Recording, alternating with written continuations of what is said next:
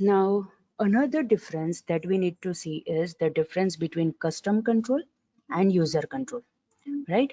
Again, I repeat, this is the another difference that we need to see, that is the difference between custom control and user control.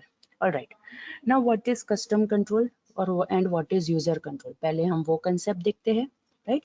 Custom control means ऐसे controls जो हम from the scratch create करते हैं. From the scratch means उसके appearance से लेकर, उसकी event से लेकर, उसकी प्रॉपर्टीज से लेकर, उसकी फंक्शंस, मेथड से लेकर, ईच एंड एवरीथिंग जो नॉर्मल कंट्रोल्स के ऊपर अवेलेबल होते हैं, लाइकवाइज अगर हम कस्टम कंट्रोल क्रिएट करते हैं तो वो सारी चीज़ें हमें खुद बनानी पड़ेगी, उसके लिए हमें क्लास भी खुद क्रिएट करना पड़ेगा, right? So this is the thing that we need to consider for custom control.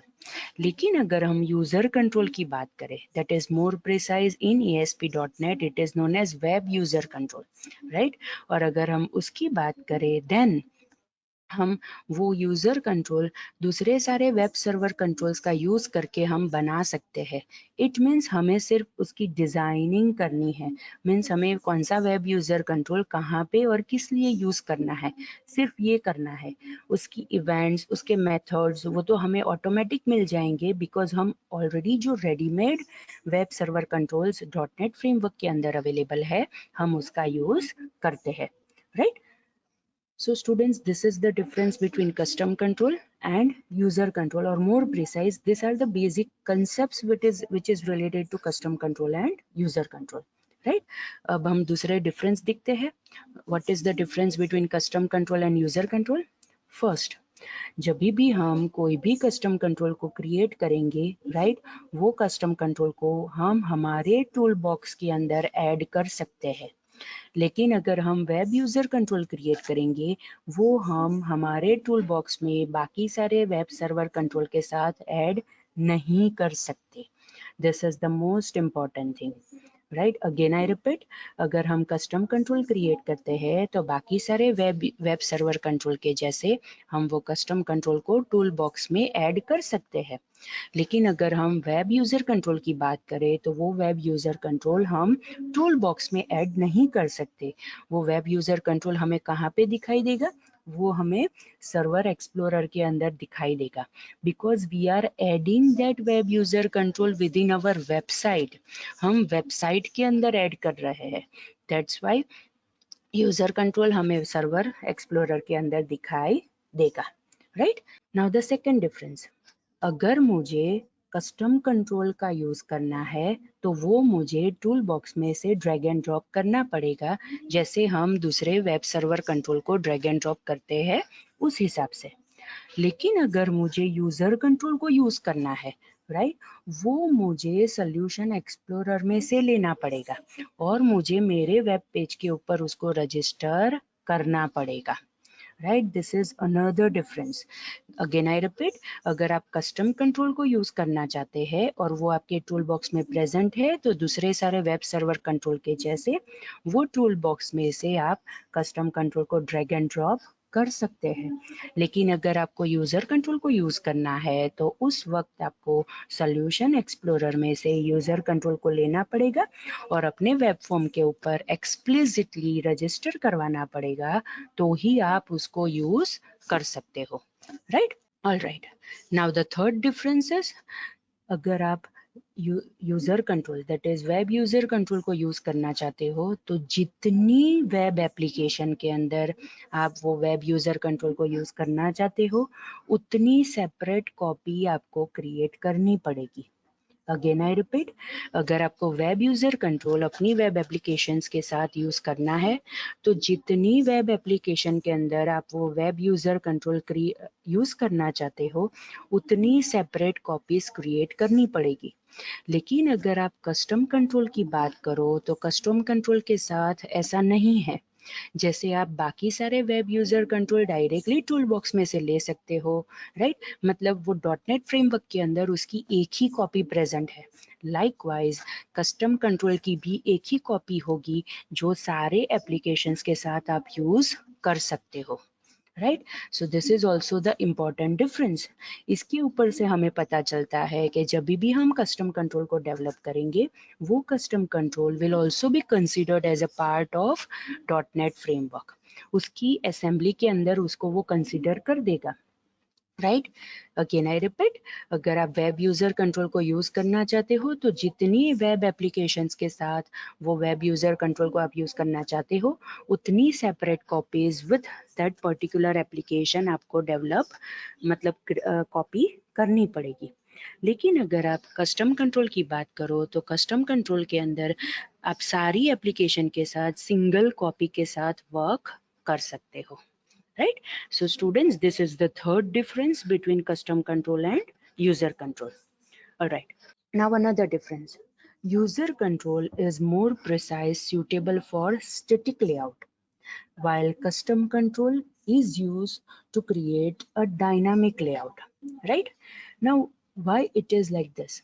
जब हम वेब यूजर कंट्रोल की बात करें तो हमें पता है कि जो हमने ऑलरेडी वेब सर्वर कंट्रोल देखे हैं, राइट, उसी का यूज करके हम सिर्फ डिजाइनिंग वहां पे क्रिएट करते हैं।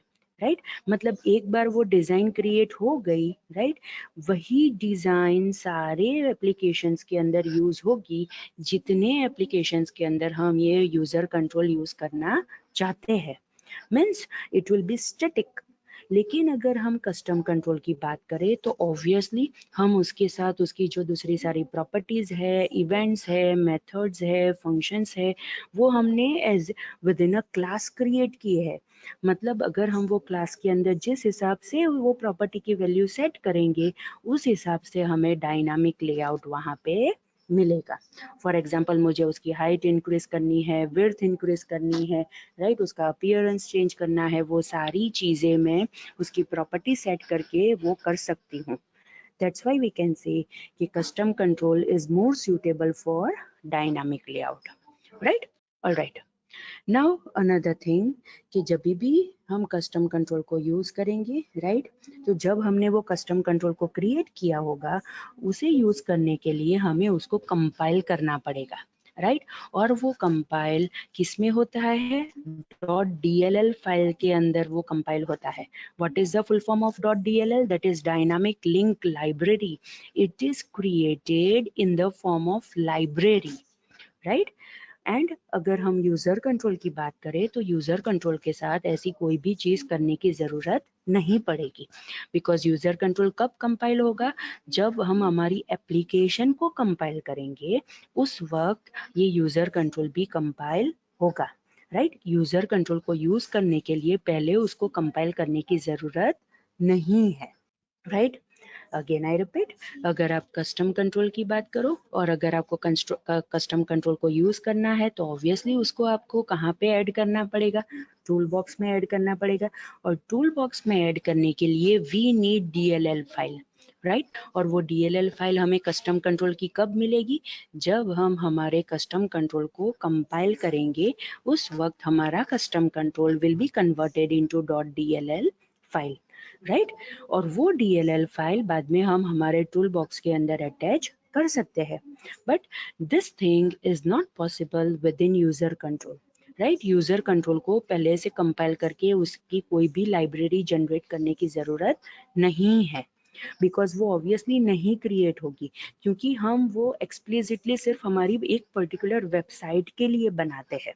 राइट, मतलब जब भी हम हमारी वेबसाइट को कंपाइल करेंगे, उस वक्त ये यूजर कंट्रोल भी कंपाइल हो जाएगा।